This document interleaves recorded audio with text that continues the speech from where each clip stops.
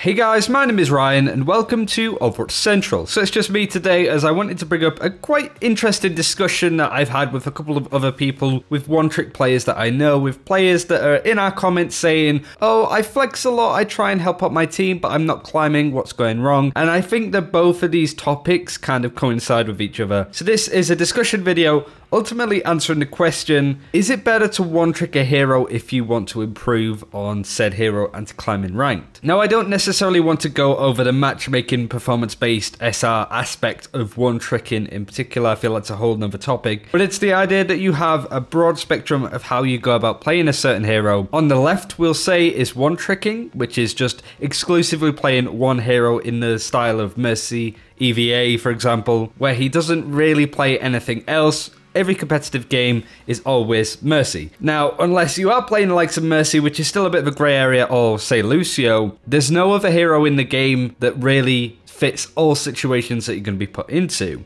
This could be map dependent, area dependent on certain maps, first point Nirvana for example, attack defense, game modes, and certain compositions that you'll be playing with and against. Let's go onto the right side of the spectrum, which is pure flexing. This is the idea of that you are not picking first, you're letting your team decide what they're going to play, and then you go, oh, we only have one support, I'll go Anna. Oh, we only have one tank, but we've got everything else, maybe I'll go Diva or an off tank to help there. There's a huge aspect of the lower tiers as well, focusing on meta, which I think is quite interesting, but I also feel it's a little bit counterintuitive. What's that? Overwatch Central saying that meta doesn't matter? Well, yeah, kind of, but we'll go over that in a second. Now, of course, being a one-trick is often ill-advised. It's frowned upon as well. I don't necessarily think there's something inherently wrong with playing one hero almost exclusively, but it does depend on what the hero is. If it's Torbjorn only, Hanzo only, Symmetra only, all of these very niche picks that have very big issues with consistency, then of course that's a big problem because you're already putting your team at a disadvantage. There's nothing wrong with playing any of these heroes, but the situation and the scenario dictates how and when you should be playing these heroes. I think that's the art of Overwatch. That was what Overwatch intended to be.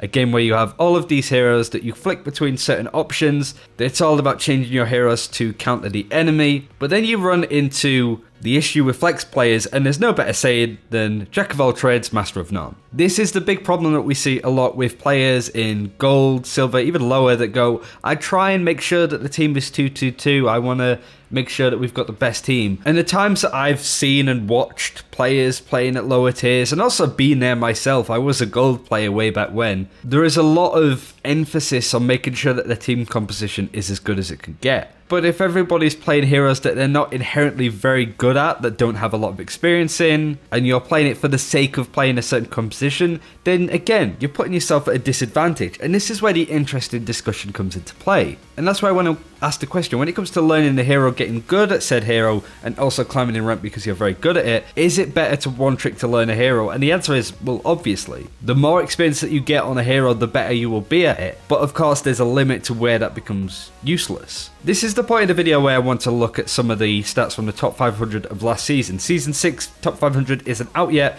so I don't want to focus on that too much. And also we have a lot more played time to look at through Season 5 as well. And it really gives good examples of players and accounts like this, where you have one player that's playing like 30 to 40 hours of one hero, and then the hero below it in playtime is like half the time or even less. And then you have this half-life effect of, as you're climbing down the list of heroes, it drops into half. But you have this exponential growth between the top hero and everything in between. What you'll also tend to see is that, say if the top hero is Tracer, which is probably one of the top picked heroes in the top 500, the second and third tiers might be the likes of Genji, Soldier, other DPS heroes. And when you look at these heroes playing supports and tanks, you can have a player playing 40, 50 hours of Tracer with only 50 minutes on Zarya, which is the highest tank support. Very rarely do you come across players like Boombox that plays a lot of support heroes, but even then, the difference between Zenyatta and Sombra is incredible. Whilst he does have a lot of time on this, would that make Boombox a bit of a one-trick Zenyatta? Obviously he can play other things, but he's almost exclusively playing Zenyatta with the amount of time that this is. And I think this is where you have a big problem. And for this point I want to talk about Valkia. Valkia is a very good Pharah player who I guess a lot of people assume and have the misconception that he is a Pharah one-trick. He doesn't just play Pharah, he plays a hell of a lot of Pharah compared to other heroes, sure, but he is a fairly decent Zarya, he's a fairly decent McCree, Soldier, he could play play these heroes,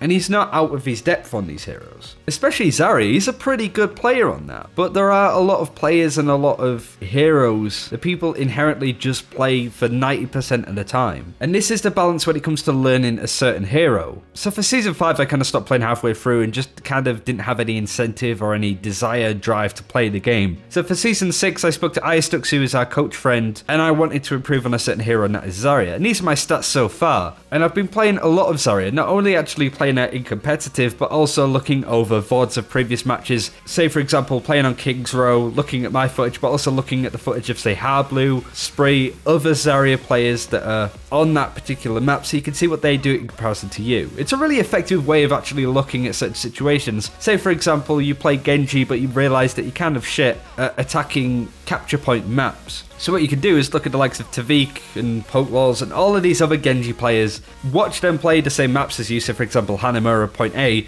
and see what they do instead, and it might incite you and give you some good ideas of what you should do. But I really did want to bring this sort of discussion up, that the term one-tricking is used an awful lot when it's not really applicable. The idea of one-tricking is that you just play one hero, like EVA, like look at this. There's no other hero that's really on that list. It's purely Mercy. But when you look at the stats of other players that are playing 30-40 hours of one hero, and then the hero below it that's second on their playtime is like 10-15 hours, and then below that it's 3 to 4, and then below that it's less than an hour. Is that healthy for a game that's supposed to incentivize switching picks and to flex? Well, it's obviously unfair to sort of put the pro players onto heroes like Lucio and Ana when they don't play those particular heroes. But I do think there is a really big problem with incentivizing some players to play certain roles within a team, and tank and support. That's another discussion for another day, how there aren't really any tank mains like myself or support mains like one amongst many, that all of the top 500 is just full of DPS players. And that would really explain why you have 4 DPS characters on your team